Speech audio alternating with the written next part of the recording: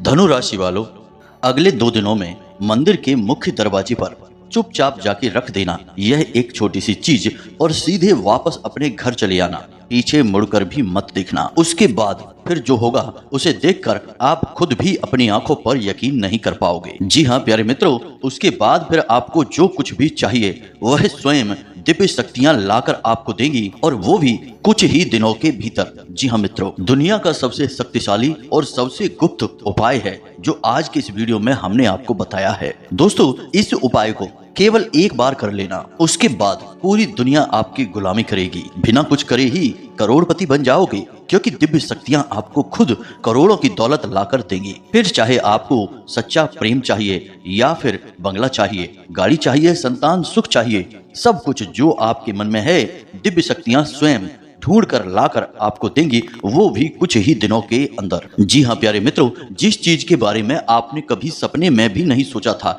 वह चीज आपके हाथों में होगी। दुनिया की हर खुशी आपके पास होगी, यहाँ तक कि आपके दुश्मन भी आपके पैर पकड़कर माफी मांगेंगे और आपकी वाहवाही करेंगे। तो यह क्रिया आपको अगले 2 दिनों में ही करनी है, और इस क्रिया को करने के कुछ विशेष नियम, कुछ विशेष संस्कार भी हैं। सारी बातें आपको विस्तार से हम बताने वाले हैं। वीडियो आपको पूरे मन से, ठंडे दिमाग से अंत तक देखना है, और जो भी बातें हम आपको बताने जा रहे हैं उन बातों को समझकर जीवन में उतारने की कोशिश करना है। आप यदि इस उपाय को करने में जरा सी भी गलती कर देंगे तो इसका कोई भी फल आपको प्राप्त नहीं होगा। इसलिए आपको इस वीडियो को पूरा देखना है और इसमें बताई बातों को एक एक करके नोट कर लेना है, तभी आपके जीवन में किसी प्रकार का बदलाव आ पाएगा। तो जयकारा बोलो माता रानी का, जगत माई महामाई माँ भद्रकाली की जय बोलो, माता रानी के सच्चे दरबार की जय बोलो।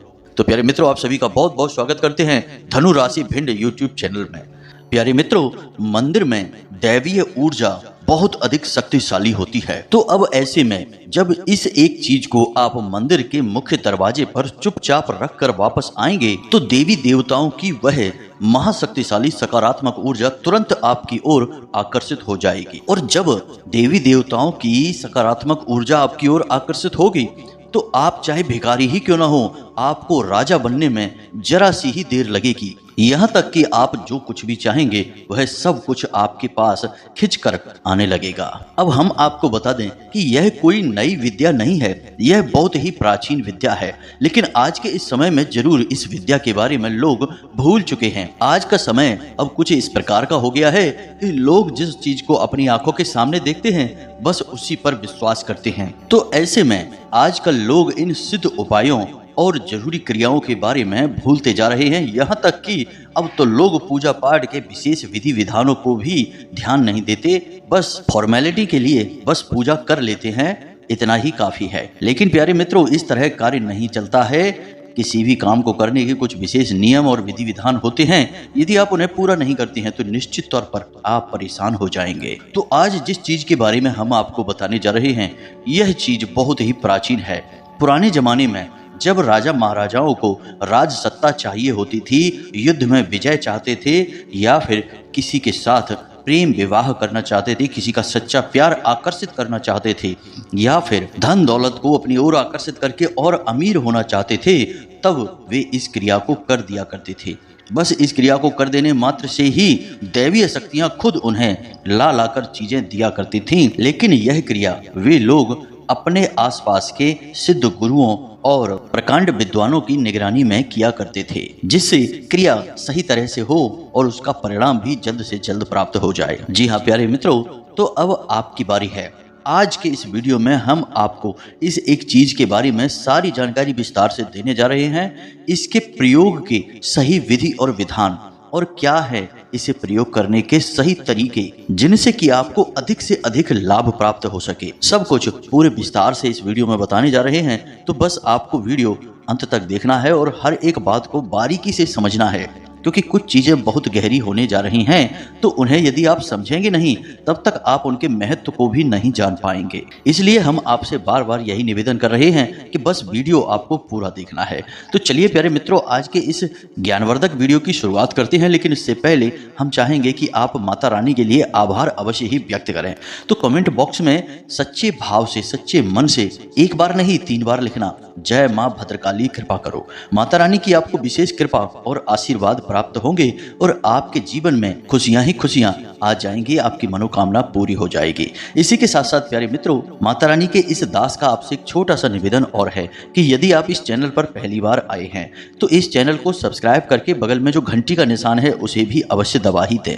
हम आपको धर्म, ज्योतिष और अध्यात्म से जुड़ी हुई सबसे गुप्त और बेहद ही शक्तिशाली ज्ञान से भरपूर वीडियो रोज लाते रहते हैं। जितनी मेहनत हम आपके लिए कर रहे हैं कोई और कर नहीं सकता है। साथ ही साथ हम माता भद्रकाली की पूर्ण कृपा और आशीर्वाद भी आपकी ओर आकर्षित करने की कोशिश करते हैं ताकि आपके जीवन में दैवीय कृपा भी लगातार बनी रहे। लेकिन इस सब को प्राप्त करने के लिए आपको इस चैनल को सब्सक्राइब करना होगा, क्योंकि ऐसा करके ही आप हमारे परिवार के, माता रानी के दिव्य परिवार के सदस्य बन पाएंगे। जी हाँ प्रिय बंधुओं, तो चलिए जल्दी से चैनल को सब्सक्राइब करिए, फिर आगे बढ़ते हैं। प्रिय मित्रों, जो भी व्यक्ति इस एक चीज को मंदिर के दरवाजे पर रखकर आता है उस व्यक्ति के ऊपर स्वयं भगवान श्री हरि विष्णु और माता लक्ष्मी की विशेष कृपा प्राप्त हो जाती है। साथ ही साथ धनपति कुबेर भी उसके ऊपर विशेष कृपा और आशीर्वाद बरसाने लगते हैं। और जब आपके जीवन में शांति, सुकून और धन तीनों चीजें एक साथ प्रवेश करती हैं तो फिर एक के बाद एक जो घटनाएं घटती हैं वे इतनी अच्छी होती हैं कि जैसे आप स्वर्ग में रह रहे हों। प्यारे मित्रों, हम जानते हैं कि आप एक ऐसे इंसान हैं जो भरसक मेहनत करते हैं, खूब प्रयास करते हैं, दिन रात मेहनत करके बस एक ही कोशिश में लगे रहते हैं कि आपका परिवार सुखी रहे। आप उनकी एक एक जरूरत को पूरा करना चाहते हैं। इस चक्कर में आप अपनी जरूरतों के बारे में भूल जाते हैं, अपने परिवार के बारे में सबसे पहले सोचते हैं। लेकिन प्रिय बंधुओं, दुख की बात तो यह है कि आप इसमें कामयाब नहीं हो पा रहे हैं। आप खूब मेहनत करते हैं, खूब कोशिश करते हैं, फिर भी कहीं ना कहीं थोड़ी बहुत कसर बाकी रह ही जाती है। कई बार तो ऐसा होता है कि बड़ी बड़ी फरमाइशें तो छोड़ो, परिवार की छोटी छोटी जरूरतें भी आप पूरी करने में असफल हो जाते हैं। इन सब बातों को सोचकर आपका मन दुखी होने लगता है। आपको लगने लगता है कि जैसे आपका जीवन ही व्यर्थ हो गया, बेकार हो गया, क्योंकि आप चाहते कुछ और हैं और होता कुछ और है। तो प्रिय मित्रों, अब आपको चिंता करने की कोई आवश्यकता नहीं है। वैसे तो हम अपने हर एक वीडियो में जो भी क्रियाएं आपको बताते हैं वे इतनी शक्तिशाली और प्रामाणिक होती हैं कि उन क्रियाओं ने हजारों लोगों के जीवन में परिवर्तन लेकर आए हैं और बहुत सारे लोगों की कई प्रकार की मनोकामनाएं पूरी करवाई हैं। किसी को भयंकर कर्जा था तो उसे कर्जे से मुक्ति दिलाई है। किसी के घर में बहुत कलेश रहता था, यानी कि आपस में लोगों में प्रेम नहीं था, तो उनके बीच आपसी प्रेम को बढ़ाया है। पति पत्नी के बीच विवादित स्थिति थी, एक दूसरे को साथ में सह नहीं सकते थे, रह नहीं सकते थे, तो वह स्थिति बदल दी। साथ ही साथ माता रानी की विशेष कृपा और आशीर्वाद के माध्यम से लोगों की अनेकों प्रकार की मनोकामनाएं पूरी करवाई हैं। लेकिन अब आपकी बारी है। अब आपके जीवन में जो भी कष्ट है, विशेष परेशानी है, आप उसके बारे में विचार करिए। प्रिय मित्रों, एक बात आप याद रखना कि हम जो भी क्रिया दिव्य शक्तियों को प्रसन्न करने के लिए करते हैं उसे अनुष्ठान कहा जाता है। अगर हम अपने मन में किसी विशेष प्रकार की इच्छा को लेकर उस क्रिया को करते हैं तो अब जो क्रिया हम आपको बताने जा रहे हैं वह एक प्रकार का अनुष्ठान ही होगा। तो आपको सबसे पहले अपने मन में एक इच्छा, एक मनोकामना को तय करना होगा। अब ऐसे में आप तय करें कि आपके जीवन में इस समय, आज के इस वक्त में किस चीज की सबसे अधिक आवश्यकता है। बस आपको उस एक चीज के बारे में विचार करके ही इस क्रिया को शुरू करना होगा, तभी आपको इसका सही परिणाम प्राप्त होगा। आप खुद ही समझिए कि अगर आप किसी से कहें कि हमारी सब इच्छाएं पूरी कर दो तो यह संभव नहीं है, क्योंकि सब इच्छाओं में तो अनंत कोटि इच्छाएं आ जाती हैं, इनका कोई अंत ही नहीं है। तो इसलिए अगर किसी से इच्छा पूरी करवानी है, मनोकामना पूरी करवानी है, तो उसके लिए एक मनोकामना को पहले तय करना होगा। जब वह पूरी हो जाए तो उसके बाद दूसरी मनोकामना की ओर जाते हैं। यही सही तरीका होता है। तो पहला कार्य आपको यह करना है कि अपने मन में अपनी एक इच्छा को तय कर लेना है। अब दूसरा कार्य जो कि इससे भी ज्यादा जरूरी है वह यह रहेगा कि आपको इस क्रिया के बारे में या फिर इसकी तैयारियों के बारे में किसी से कुछ भी नहीं कहना है, ना ही किसी को कुछ बताना है। यदि आपको कुछ कार्य करते हुए कोई देखे भी, कोई टोके भी, तो आपको उसे गोल मोल जवाब देना है, सीधे सीधे बता नहीं देना है। और अपनी तरफ से तो आपको भूलकर भी इस क्रिया के बारे में किसी को नहीं बताना है। प्यारे मित्रों, हम आपको बता दें कि इस संसार में जितने भी लोग कामयाब हैं, बड़े लोग कहे जाते हैं, वे सभी किसी न किसी रूप से किसी न किसी प्रकार की क्रियाएं करते रहते हैं, कुछ न कुछ विशेष अनुष्ठान अवश्य ही करवाते रहते हैं, लेकिन ये चीजें इतनी गुप्त होती हैं कि इनके बारे में किसी को कानो कान भनक तक नहीं होती है। आपने अभी हाल ही में देखा होगा कि हमारे प्रिय प्रधानमंत्री मोदी जी ने भी चुनाव से पहले मंदिर में जाकर विशेष अनुष्ठान और ध्यान आदि की क्रियाएं की थी। अब वे इतने बड़े पद पर हैं तो उनके बारे में लोगों को थोड़ी बहुत जानकारी हो जाती है, लेकिन अन्य लोगों के बारे में तो लोगों को कुछ पता भी नहीं चलता है।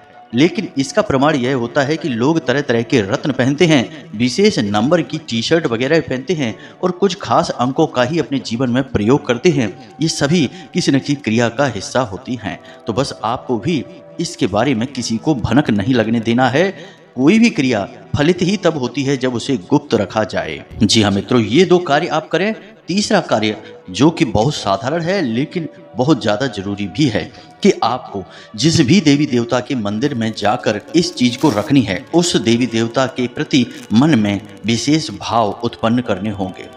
अब इसमें से कई लोग ऐसे होंगे जो हनुमान जी के मंदिर जाते होंगे, कई लोग ऐसे होंगे जो भोले बाबा के मंदिर जाते होंगे, या फिर गणपति के या किसी भी अन्य देवी देवता के।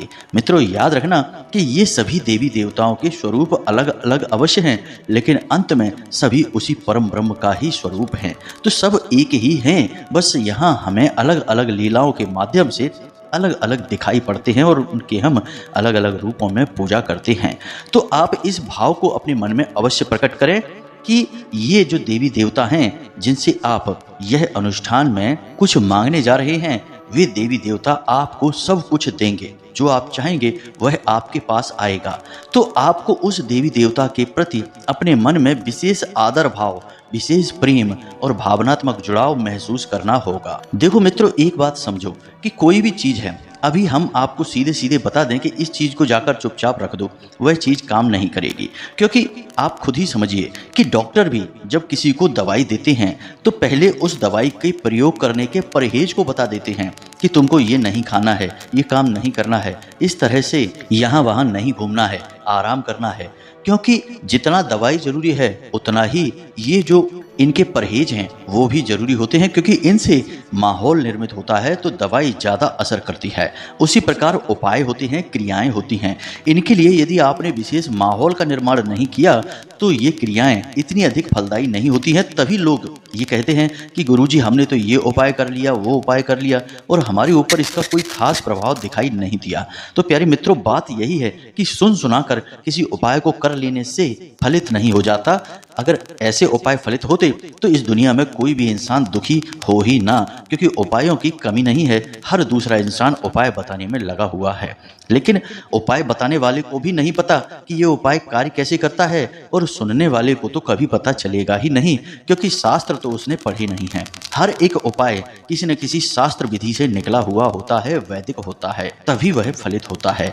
और जब कोई उपाय शास्त्रीय विधि से, वैदिक परंपरा से निकल कर आता है तो उस उपाय के कुछ वैदिक नियम भी होते हैं। अब आपने उन नियमों को तो बताया नहीं, सीधे उपाय को बता दिया और सामने वाले ने उपाय कर डाला और बाद में उसे कुछ भी हासिल नहीं हुआ। बाद में बोलते हैं कि उपाय काम नहीं करते, सब बेकार है। लेकिन प्यारे मित्रों, उपाय काम नहीं करते तो फिर आप एक बार कामाख्या देवी मंदिर जाकर देखो या फिर माँ बगलामुखी धाम पर जाकर देखो। आपको पता चल जाएगा कि बड़े से बड़े लोग जिन्हें आप आदर्श मानते हैं, बड़े बड़े नेता, अधिकारी, बिजनेसमैन, सब वहां पर लाइन में लगे हुए हैं, माता रानी की सेवा करना चाहते हैं। क्योंकि उनके जीवन में जो भी कुछ उन्होंने हासिल किया है वह देवी देवताओं की सेवा से, विशेष उपाय और विधि विधानों से ही हासिल कर पाए हैं। ये बात वे अच्छी तरह से जानते हैं।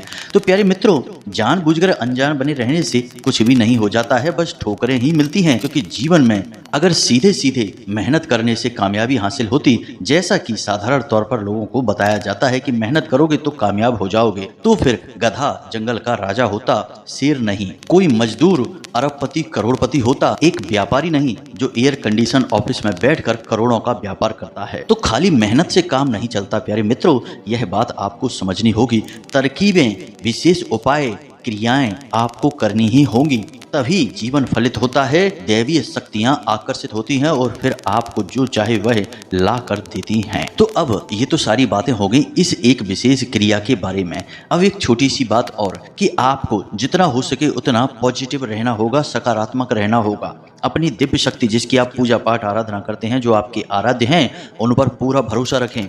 उन्हीं के मंदिर के मुख्य दरवाजे पर जाकर इस एक चीज़ को रखें और फिर मन में ऐसी कल्पना करें, ऐसा विचार करें कि देवी देवता ने आपकी बात सुन ली है, अब आपकी मनोकामना बहुत जल्द पूरी होने वाली है। जी हाँ मित्रों, हम आपको बता दें कि इस एक क्रिया में इतनी अधिक शक्ति है कि कई बार तो दिव्य शक्तियाँ सपने में प्रकट होने लगती हैं और जातक को सारी बातें बताने लगती हैं, सपने के माध्यम से संकेत देने शुरू कर देती हैं। लेकिन बात यहाँ पर फिर उतनी सी ही रहेगी कि आपको अपने मन में भाव तो रखना ही होगा। अब आप अगर शक रखेंगे कि पता नहीं काम होगा कि नहीं होगा, तो फिर काम नहीं ही होगा, क्योंकि इस संसार की रीति है कि सबका भला हो सकता है।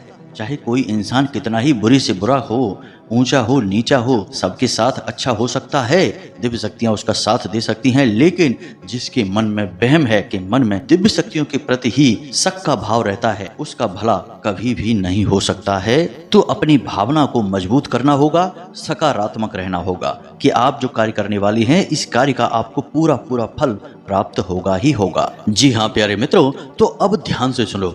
अब हम इस विशेष उपाय और इसकी क्रिया को आपको समझाने जा रहे हैं। यह उपाय आपको किसी ऐसे मंदिर में करना है जहां पर कि राम दरबार मौजूद हो, या भगवान श्री कृष्ण, या फिर भगवान श्री हरि विष्णु और माता लक्ष्मी की विग्रह मौजूद हो, यानी उनके मूर्ति स्वरूप मौजूद हो। तो इन मंदिरों के गर्भगृह के बाहर आपको यह उपाय करना होगा, यानी कि जहां मूर्ति स्थापित होती है उस कमरे का जो दरवाजा होता है उसे ही गर्भगृह का मुख्य द्वार कहते हैं। उसी द्वार पर आपको इस उपाय को करना होगा। अब आपको उपाय के लिए क्या क्या चीज़ें चाहिए, इन्हें आप जरा ध्यान से सुने। यही सबसे महत्वपूर्ण ज्ञान है, सबसे जरूरी भाग है, इसे आप बिल्कुल मिस मत कर देना। जी हाँ मित्रों, तो आपको इसके लिए सबसे पहले चाहिए एक मुट्ठी चावल। चावल ऐसे हों जो शुद्ध हों और टूटे फूटे ना हों। सभी चावल एक जैसे हों, कोशिश करें कि खराब चावल ना हों। दूसरा कि आपको चाहिए एक पीले रंग का कपड़ा, चौकोर कपड़ा। इसी के साथ साथ लाल रंग का सिंदूर, एक चांदी का चौकोर टुकड़ा या फिर चांदी का सिक्का। सिक्का चाहे कितना ही सस्ता हो, महंगा हो, कोई दिक्कत नहीं है। उसमें आंशिक रूप से चांदी का भाग भी हो सकता है, कोई दिक्कत नहीं है। चांदी की कोटिंग हो, पॉलिश हो, उससे भी काम चल जाएगा। बस उस सिक्के पर माता लक्ष्मी की प्रतिमा अवश्य बनी होनी चाहिए। अब आपको चाहिए एक छोटी सी प्लेट और मिट्टी का एक दीपक। अब इस मिट्टी के दीपक में आपको क्या जलाना है, यही सबसे महत्वपूर्ण भाग है। तो आपके घर में तुलसी तो अवश्य होगी ही, और जिस घर में तुलसी होती हैं उस घर में तुलसी की लकड़ी भी सूख कर टूटती रहती हैं। तो आपको देखना है कि आपके घर में जो तुलसी मैया हैं उनकी कोई एक ऐसी लकड़ी टहनी जो सूख चुकी है, या पहले से ही सूखी हुई तुलसी की लकड़ी आपके घर में रखी है, तो आपको 7 छोटी छोटी टुकड़ी उस तुलसी की लकड़ी के इकट्ठे करने हैं और उसके ऊपर आपको रुई लपेटनी है। और रुई लपेटने के बाद आपको उसके ऊपर कलावा या फिर मौली लपेट लेनी है। अब इसे आपको गाय के घी में अच्छी तरह से डुबा कर रख लेना है। अब आपको इसी को उस मिट्टी के दीपक में जलाना होगा।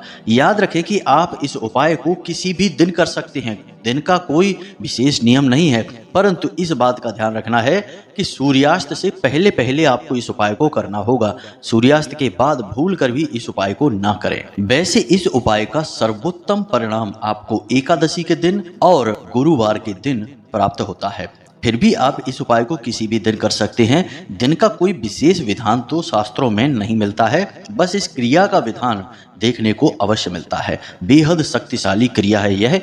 एक बार आपको यह क्रिया करनी है और उसके बाद आपको इसके परिणाम तुरंत दूसरे ही दिन से महसूस होने शुरू हो जाएंगे। तो ध्यान से सुने कि अब आपको करना क्या है। शाम के समय सूर्यास्त से पहले पहले आपको मंदिर में पहुंचना है और भगवान के गर्भगृह के बाहर मुख्य दरवाजे पर आपको बैठ जाना है पूरी तसल्ली के साथ। अब मुख्य दरवाजे के दाहिनी ओर आपको यह क्रिया करनी है, यानी कि जब आप गर्भगृह में प्रवेश करेंगे तो आपका जो दाहिना भाग है उसी भाग पर आपको यह क्रिया करनी है।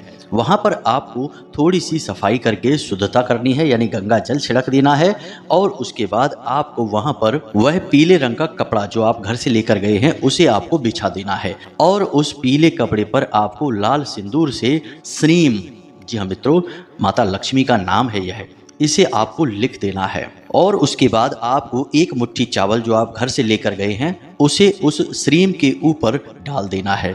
उसके ऊपर आपको एक चांदी का सिक्का रख देना है।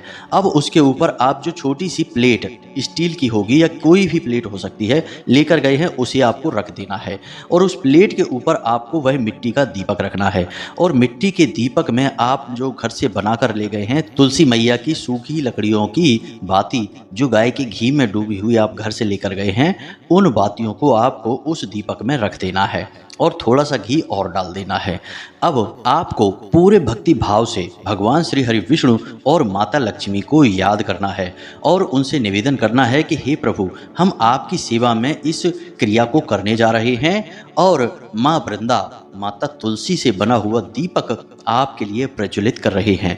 जो भी इंसान इस क्रिया को करता है उस इंसान के ऊपर भगवान श्री हरि विष्णु की बहुत ही विशेष और अनंत कृपा बरसने लगती है। याद रखें कि भगवान श्री हरि विष्णु ने स्वयं माता तुलसी को आशीर्वाद दिया था कि जो भी तुम्हारे द्वारा बनाई हुई चीज़ों का मुझे प्रसाद चढ़ाता है, भोग लगाता है या दीपक जलाता है या तुम्हारी सेवा करता है, उस इंसान पर हमारी आजीवन कृपा रहती है, अनंत कृपा बनी रहती है। यह वरदान स्वयं भगवान श्री हरि विष्णु ने माता तुलसी को दिया था। तो अब आपको यह दीपक प्रज्वलित करना है। प्रार्थना करने के बाद आपने दीपक प्रज्वलित किया, अब वहां पर ही बैठे बैठे जब तक कि वह दीपक जल रहा है आपको मन ही मन ओम नमो भगवते वासुदेवाय, जी हाँ मित्रों, इस 12 अक्षर मंत्र का जाप करते रहना है। अब आपको जाप करने के लिए कोई माला की आवश्यकता नहीं, कोई गिनती संख्या की आवश्यकता नहीं है। बस आपको यह देखना है कि जो दीपक आपने जलाया है वह कितनी देर तक जल रहा है।